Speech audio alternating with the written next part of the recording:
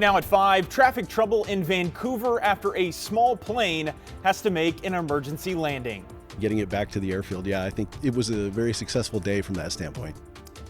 Plus, a possible new escalation between the United States and Iran, what that means for a critical shipping route. And back in Portland, one final ride. 40 years ago, it was fantastic, but it was probably also a couple years old.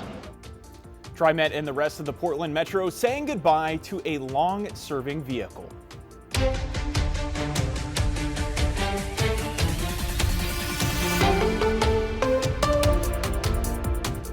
Our top story here at 5, a bit of a miracle on State Route 14 today after a plane makes an emergency landing on the eastbound lanes in Vancouver this afternoon. Thanks so much for joining us here at 5. I'm John Adams. Our Jake Holter is joining us live from Pearson Airport, where the pilot took off. Jake, what do we know?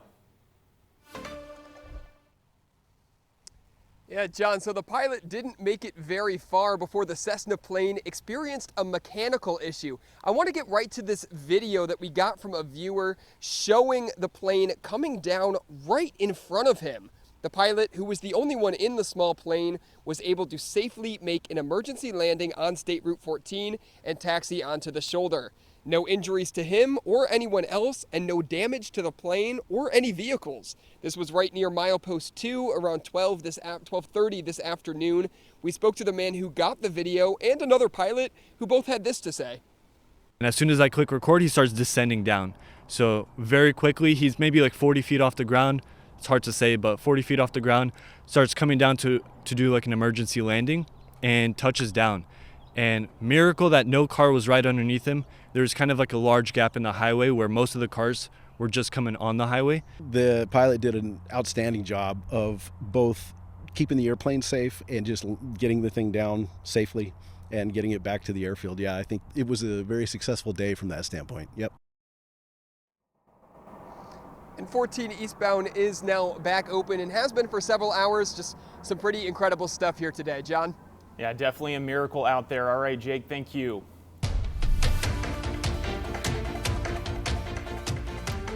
Well, the standoff over the Strait of Hormuz escalated again today. Iran reversed its reopening of the crucial waterway and fired on ships attempting to pass. It's in retaliation after the United States pressed ahead with its blockade of Iranian ports.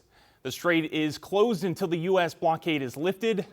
Iran's Revolutionary Guards Navy said the warning that no vessel should make any movement from its anchorage in the Persian Gulf and Sea of Oman. President Trump made comments ahead of Iran's announcement about the threats of another closure. They wanted to close up the strait again, as they've been doing for years. And they can't blackmail us. In fact, a lot of the ships are coming up to Texas. I don't know if you know, in Louisiana, the ships are coming up. They got used to it. The 10-day ceasefire is due to run out by Wednesday. Iran said it had received new proposals from the United States, and Pakistani mediators were working to arrange another round of direct negotiations. Congresswoman Maxine Dexter discussed a number of topics, including the war with Iran, ICE activity, and education during a town hall in Northeast Portland earlier today.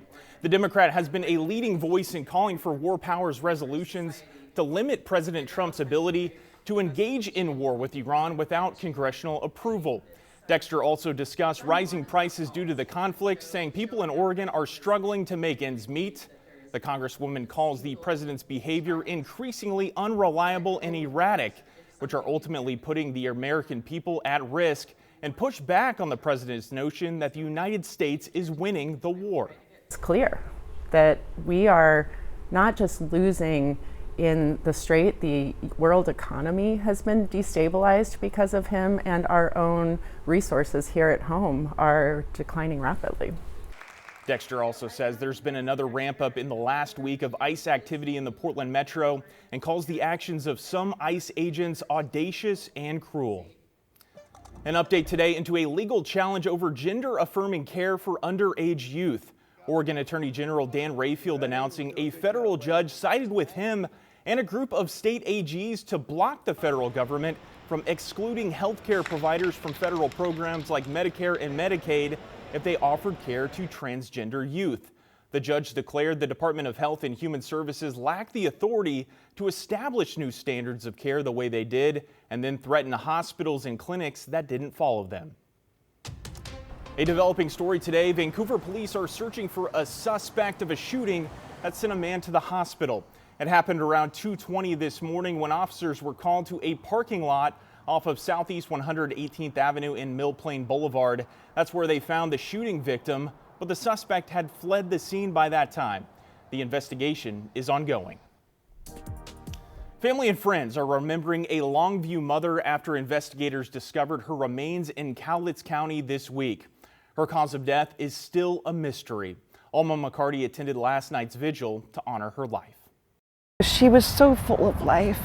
She had so much to look forward to. At a Longview Park Friday night. Just remember the last smile you seen on Haley's face, and the last hug you got off her. And hang on to that. Memories of Haley Athey shared by friends and loved ones. We love you, Haley. Now we fight for justice. She was far from perfect, but she was a good person, and she had a good heart, and she had friends, and she had family, and she had children, and she still had a whole life to live. Haley's mother, Nicole Brooks, says after a year and a half of not knowing, there's relief in finding her and bringing her home. I guess the best way I could put it today is that she's not lost in the woods anymore. Hikers came across some of the remains in the Rose Valley area in a spot already identified by detectives as an area of interest in Haley's disappearance. Despite prior searches in the woods, no evidence was found until this week. Cowlitz County officials then found nearly complete skeletal remains, clothing, and personal belongings. The next day, the coroner confirmed they belong to the 33-year-old, missing since November 2024. Now that she's home, we're going to shift our focus to getting justice. The sheriff's office says a forensic anthropologist will determine cause of death. And right now, the case remains an active investigation. They will be inspecting her bones for any man-made injuries. They'll be doing a full examination. Brooks believes this wasn't an accident and that someone should be held accountable for the loss of her daughter. Somebody took her to the woods. They left her in November in freezing temperatures, unprepared. No parent should have to bury their child. And still, I want to ask him why. Why would you do that to somebody? Who does that to a human being? In Cowlitz County, Alma McCarty, KGW News. In Forest Grove, the fire department was called after a tree fell onto a house. It happened around 7:30 last night off B Street and 23rd Avenue. As you can see, the fallen oak tree damaged a house and a neighboring garage. Fortunately, no one was hurt, and the fire department cleared the area of potential safety hazards. All right, turning now to weather. It was a nice start to the weekend with temperatures a little warmer from what we have been seeing the last few mornings. This afternoon, another sunny and warm day for mid-April. Meteorologist Joe Ranieri has more on what Sunday is going to look like. Hey, Joe. Hey, Sunday is going to be a little bit warmer. We'll have some clouds out there, but still, we're looking at temperatures in the mid to the upper 70s. So just a little bit warmer from what we experienced earlier this afternoon.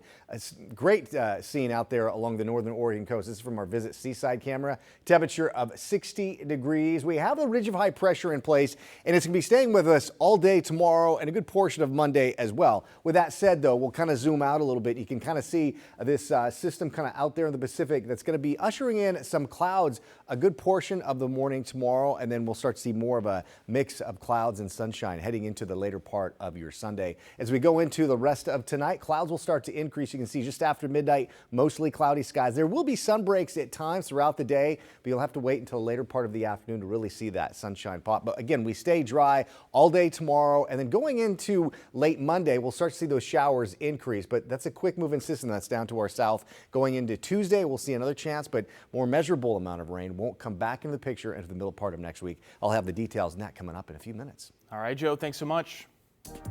Well, today it was a chance for one last ride. TriMet is retiring its Type 1 MAX train after nearly 40 years of service. So they wanted to give people a final opportunity to take a ride and say goodbye. TriMet says there isn't enough space to keep the remaining Type 1s with their direct replacement, the Type 6. Plus, they're about 10 years past their expected service date.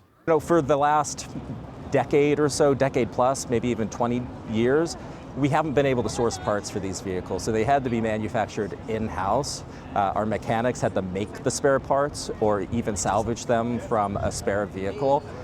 So it's really time for the vehicles to be retired, to be recycled, to be turned into building supplies that we can reinvest into our community. A single Type 1 train is going to stick around to give rides on a short track at a museum in Brooks, Oregon.